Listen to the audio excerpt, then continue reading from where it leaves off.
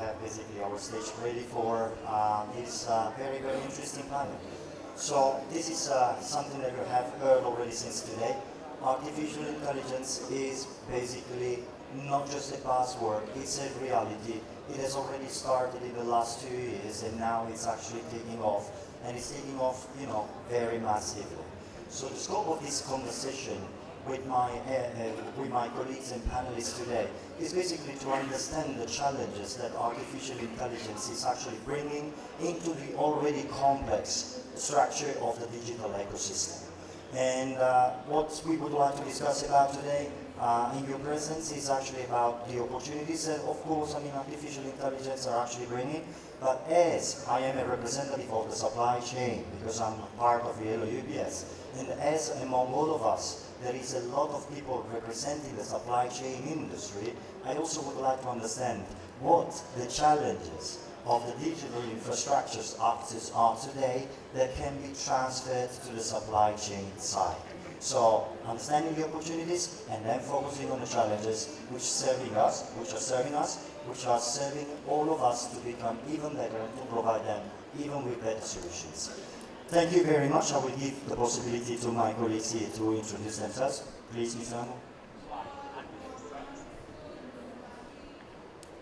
I'm Anbu Shanmugham, CEO of Digital Connection, deploying the AI workload data centers at this moment. And I'm in this industry almost close to 20 years in the data center. Prior to that, I was with Riello.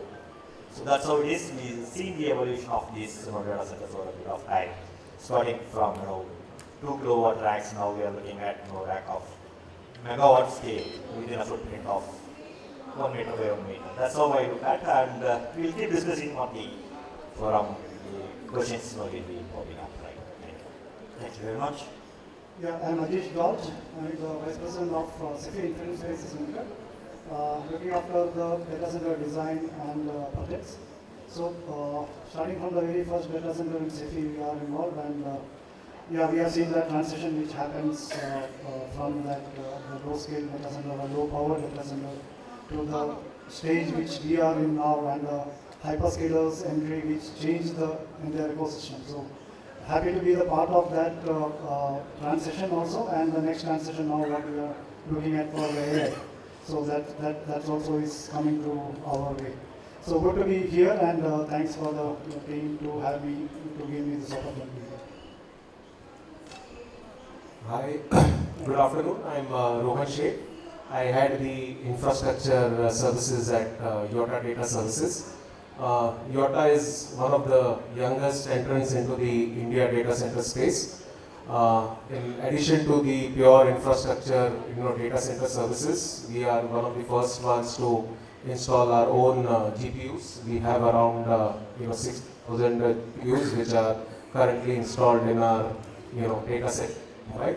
So yes, we discuss the entire journey we have gone through, as Anbu mentioned, right from pure CPU co-location to the GPUs and the high density rack space. So it's interesting times to be in the to discuss about the data center industry.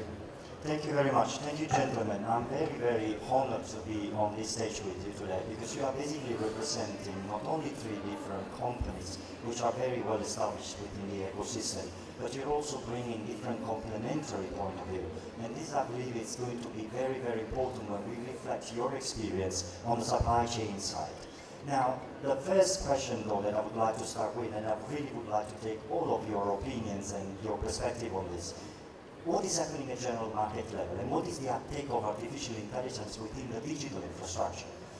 Because also looking at it from supply standpoint, the digital infrastructure is the jungle.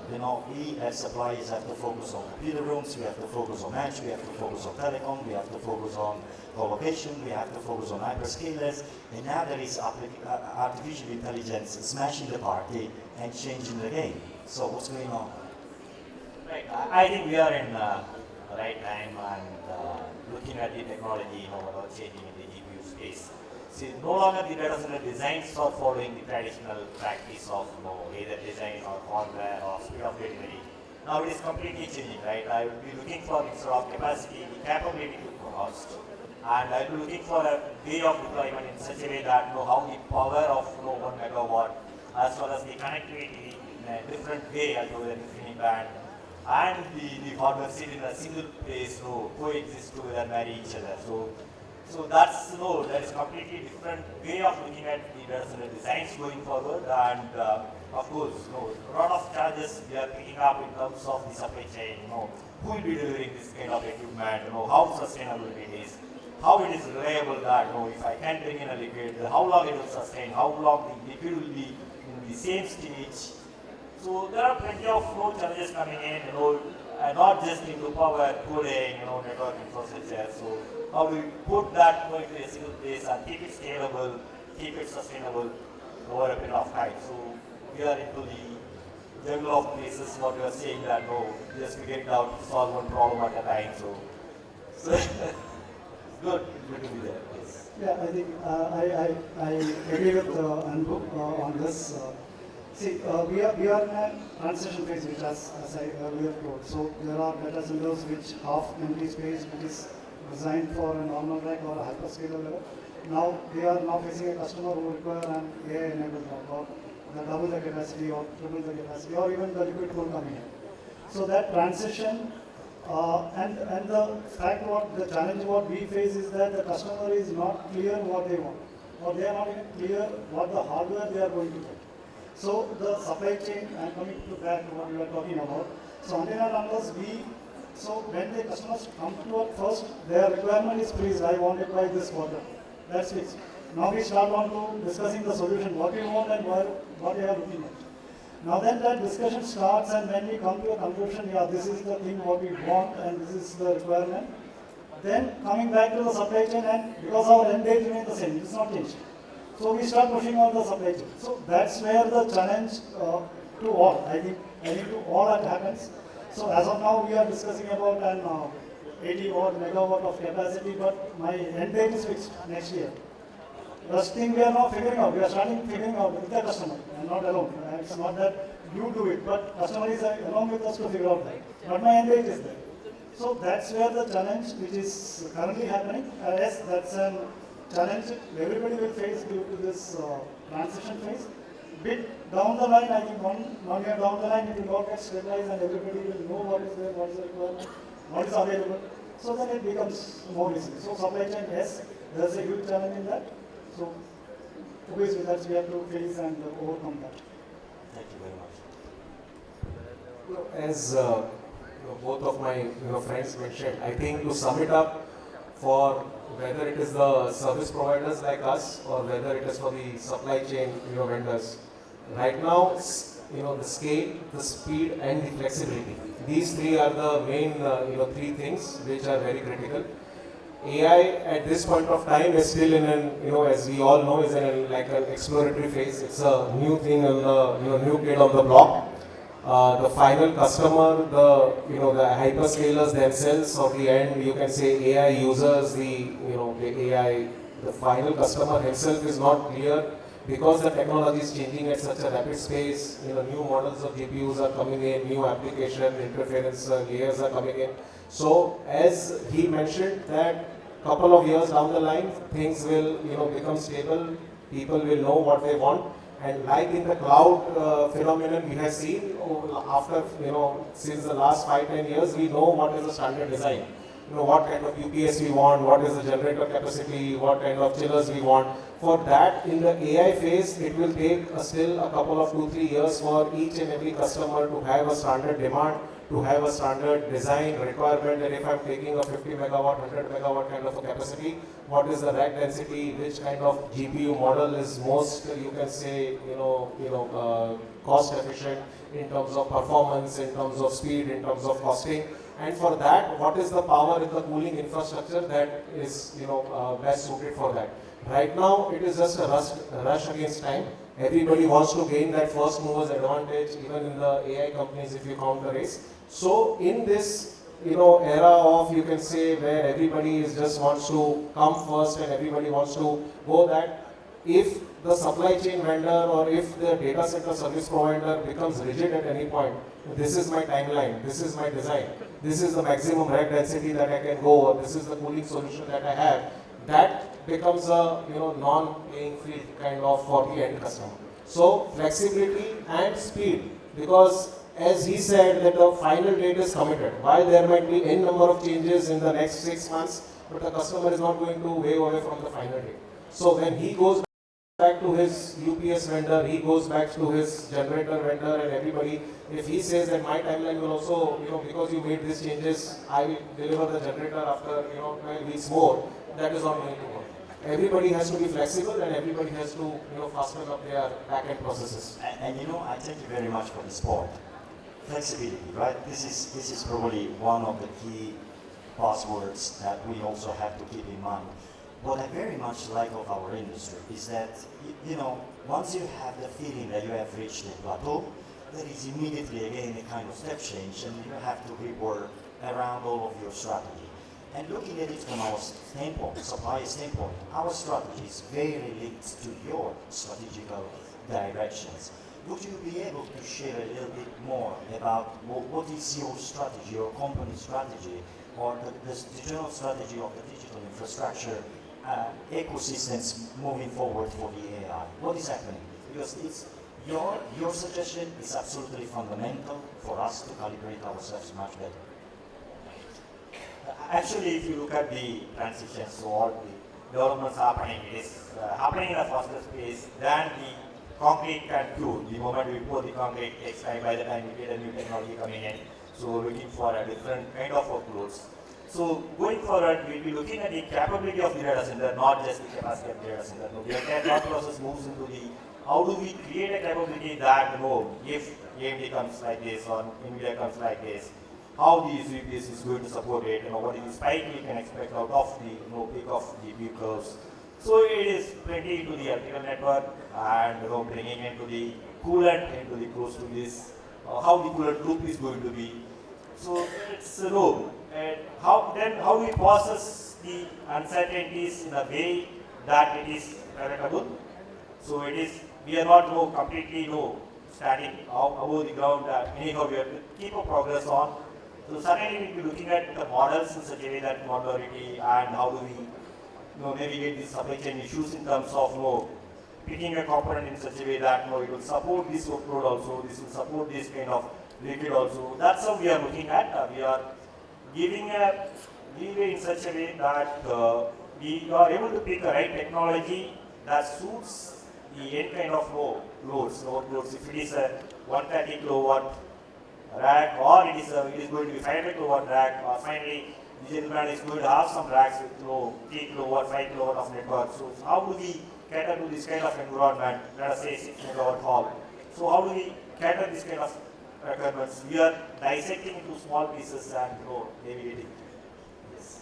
Thank you very much, Mr. Yeah, I think to add up to Mr. Anbu, see the base in our design philosophy at Sify, as Yogesh mentioned, we have in before panel that we have fixed our core architecture as a fix. And now the major rigid factor which comes into the data center adaptation is the base building. If you don't have the base building provision to adapt to a new technology or incorporate a new system into that building, then you are stuck. You cannot proceed. So till now we are ready with our warm water chiller and the normal water chiller. We have made provision, but now new thing is coming into picture. The future maybe the immersion cooling. So the upcoming building, the new building which we are designing is now we are factoring that also into mind. So we have to change the perspective of data center building itself differently.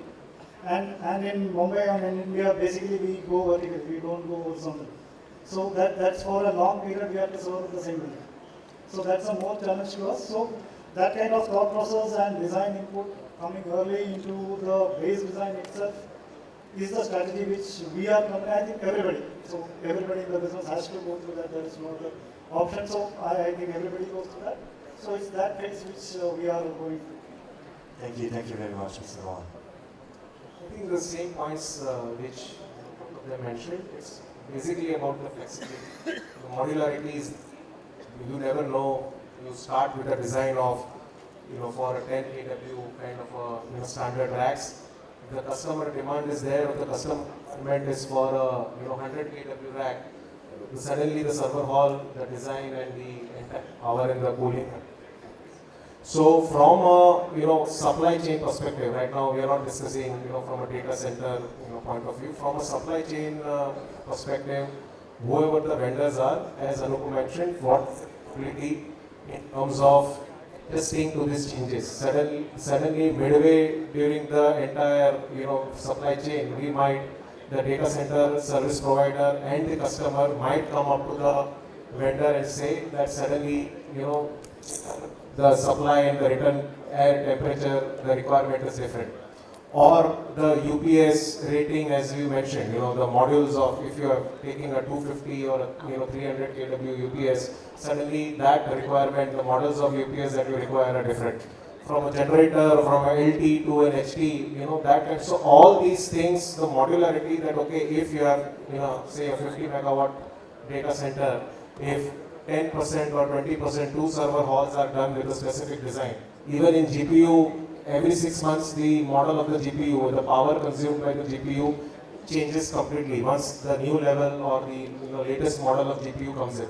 So one server hall design, unlike cloud, where for 5 years or 10 years you had a similarity or a modularity in design, here every 6 months the requirement is changing.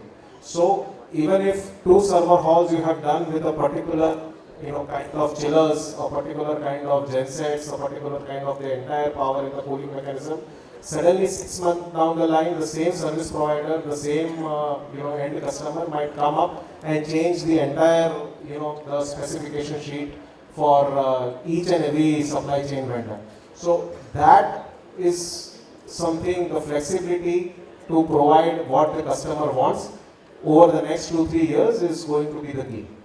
And this is another, this is another important link to me, because we're always looking at the dimension of the challenges from a supply chain standpoint. I'm always looking at, okay, what are the challenges that the data center operators and the data center actors are actually facing that afterwards are basically falling on us? Because at some point, you will have a set of challenges. Some of them will be your just own challenges, and some of them will just be reflected on the supply chain. What are these main challenges? Just the top 2 or 3 challenges that you are facing that you think are the major challenges that should be reflected to all of your partners. Obviously, the capacity constraints globally, what we are seeing is this lead time. Somewhere in US, we are hearing that a transformer takes 52 weeks to deliver. So that also gives an opportunity for us to scale up. And looking at the capacity, what India we have today is 1 gigawatt, but the pipeline we have is almost, we have visibility for next 5 to 6 years, another 5 gigawatt. So our data centers are going to be more modern than globally what we see in Europe or Americas at this moment getting deployed. So naturally they will give that the learning curve advantage to us to take all the learnings in terms of adoption of the right technology as well as the supply chain, right product to come in. So obviously the products will go through a maturity cycle, right? So you will be, if I take a CDU today, it may be Gen 1 or whatever the UPS we are looking at that will be serving the GPU load. So it has to go through the next set of curves quickly. So adapt to that technology challenges coming in, the spurt of workloads coming in from the GPUs, and grow with your cycle of reliabilities and efficiency of all the products. That's what you'll be looking at. Not just capacity addition. So innovate your products and life cycle, and it should take all these lessons quickly, change that, designs in the CDUs or EPS. Thank you very much. Yeah, giving my opinion to Antonio, Dr. Antonio, for your question, I will start from my co-panelist, which had taken up in his last part. Our building, which was building up in last 16 months, we have 3 times revised our design program. And Dr. Antonio's company was in the process of their part building with us, but 3 times almost on the final we stopped them. So everybody is suffering because of this change. So there are changes happening so frequently, and now we are ready with customer agreed design, and we are now at the final stage once the building is ready. So at least we could able to have enough flexibility to move to along with our partners and the supply chain. Thank you for Antonio and all other supply chain partners here for that. So I think everybody put together, we will have a great time ahead, and we will be able to serve our customer better on the AI. And as for the earlier discussion panel who discussed, we can make India as a major hub for AI. Thank you very much, Mr. Rohan. I think, Antonio, the biggest challenge I see is from a supply chain perspective is the lead time. If we are talking about AI, I just give you just a recent example. We were in discussion with a big hyperscale customer. He literally mentioned because of the timelines and the way they were going to when they are going to go live, that because of the lead time of the generators, the design discussions went that we are okay even if the generators come after say 3-4 months, we are okay to go live for the testing phase even without the generators, because it is accepted by everyone including the customer, the service providers, that the generators are going to take a minimum amount of lead time which does not fit with the pace at which AI is growing and the supply, what is required at the rate at which the supply is required. We all know, we are all talking since morning or since last, 1 year that now the scale has changed. What used to be 20-30 megawatt is now 200, 300, 500 megawatt. The supply chain also needs to ramp up. The speed at which the lead time of generators, chillers, UPS. First is maximum things if we can make in India, manufacture locally, that needs to come, so that, and even if we are, some things are coming from, we are importing them, now 8 weeks, 12 weeks, 16 weeks of lead time is with the current schedule with which all of us are working. Literally, in a 8-month, 10-month, 12-month period, customers are asking for the entire data center to be delivered to them. People cannot wait for 6 months just the equipment to come in and be delivered at site.